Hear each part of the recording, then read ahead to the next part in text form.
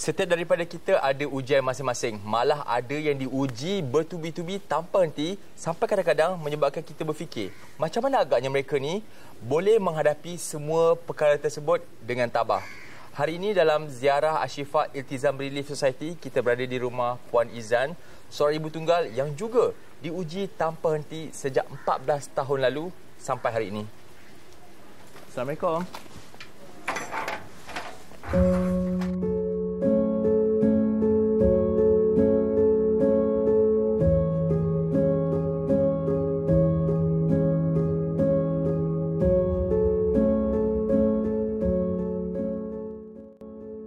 Cik seorang ibu tunggal, umur 52, mempunyai 3 orang anak.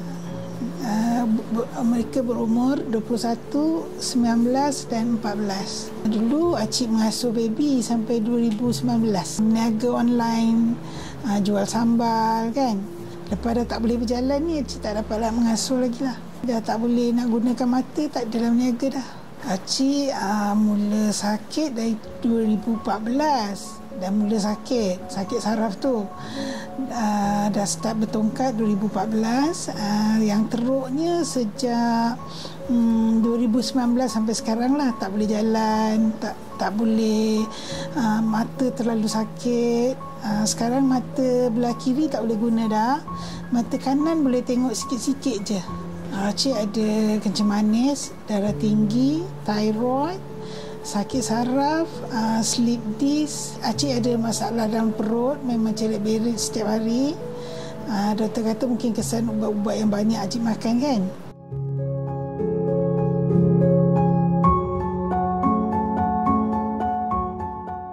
Acik sebab mungkin terlalu banyak berfikir kan. Jadi Acik kena sakit depresi lah sejak daripada 2014 sampai sekarang. Acik bergantung pada ubat penenang. Mungkin terlalu runsing kan. Yang antara terberat masa tahun 2018 tu, Acik kena keluar daripada rumah sewa Acik kan. Time tu memang buntu lah fikiran. Masa tu tak tahu macam mana nak keluar, deposit tak ada, nak sewa rumah lain kan. Anak-anak Acik pun sakit jantung. Yang bongsu tu lahir jantung berlubang. Jadi Acik jadi macam banyak sangat mikir lah. Tapi sekarang alhamdulillah lah, rasa dah lebih baik kan. Dah makin boleh terima lah takdir tu kan. Acik tak fikir yang pasal Allah tak sayang tu. Acik percaya yang ujian ni tanda Allah sayang. Cuma time tu macam buntu, tak tahu nak selesaikan masalah kan.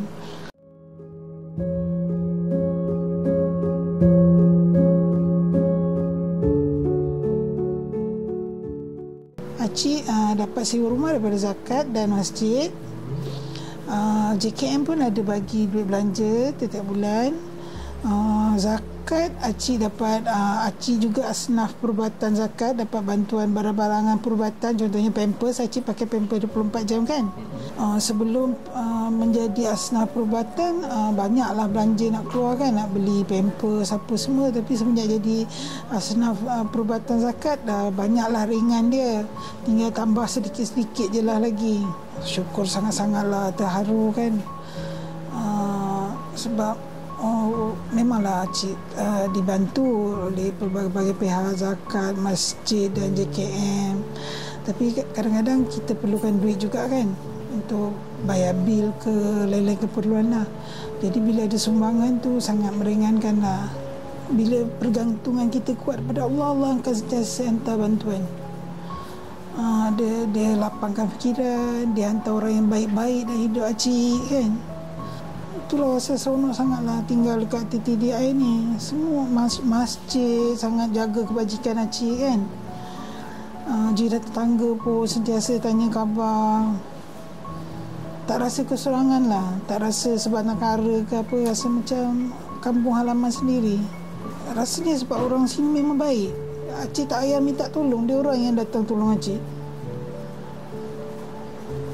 Macam semua orang sangat prihatin kat sini, tak perlu nak Acik nak minta-minta pun.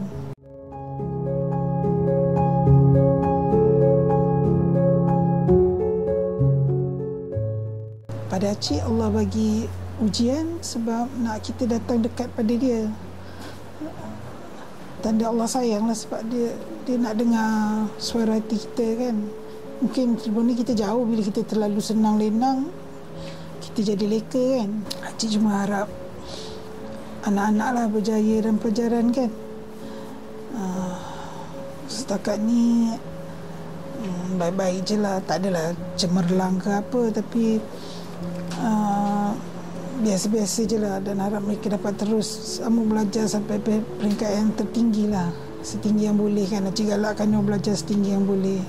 Anak Acik contohnya anak sulung tu dah memang dari zaman SPM lagi, lepas dia habis sekolah dia buat kerja part time kan.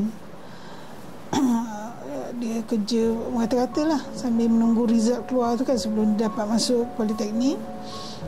Dia sanggup kerja Grab, naik motor sampai KL. Maksudnya dia gigih lah bekerja anak sulung tu untuk bantu Acik kan. Minta masyarakat dan semua mendoakan anak Acik dapat sambung belajar.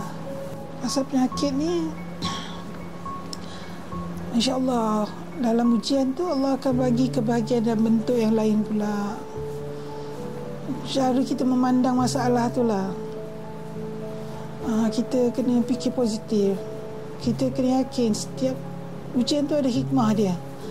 Mungkin saat tu kita tak boleh fikir apa hikmah dia, tapi bila kita lama-lama renung, kita nampak lah sebenarnya tak seberat mana ujian tu kalau kita dapat berfikir dengan positif. Rasa masalah orang lain lagi besar daripada masalah diri sendiri. Macam Acik suka dengan masalah orang kan, terasa Allah sikitnya masalah aku, masalah orang lain lagi dahsyat-dahsyat. Acik selalu dengar masalah orang lah, dia lupa pada masalah sendiri.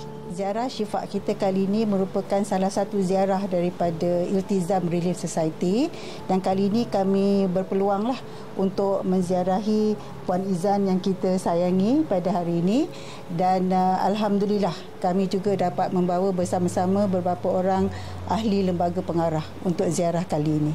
Sejujurnya pertama kali saya memandang Puan Izan, saya berasa amat terkesan. Begitu juga dengan ahli-ahli lembaga pengarah yang lain. Kami amat terkesan melihat keadaan Puan Izan. Walau bagaimanapun kami berasa kagum kerana Puan Izan ni seorang ibu tunggal, tetapi dia sangat tabah, tidak pernah putus asa membesarkan 3 orang anak bersendirian, dan hingga kini mampu menghadapi liku-liku hidup itu. Dan Alhamdulillah ada bantuan daripada masyarakat dan juga of course daripada Iltizam Relief Society. Pada pandangan saya, Puan Izan ni seorang yang begitu tabah dan cekal dengan ujian Allah. Dia berpegang kuat, teguh pada Allah, dan dia percaya semua yang berlaku ni ada hikmah. Dan hikmah yang paling besar yang pernah beliau ceritakan pada saya ialah hikmah berkawan.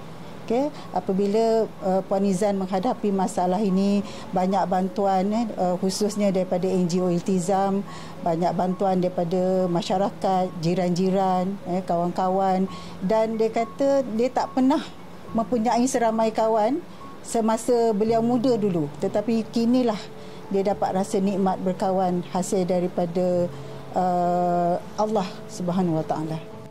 Tuhan sayang kita dengan cara yang berbeza. Itu apa yang saya belajar dalam ziarah Asy-Syifa kali ini.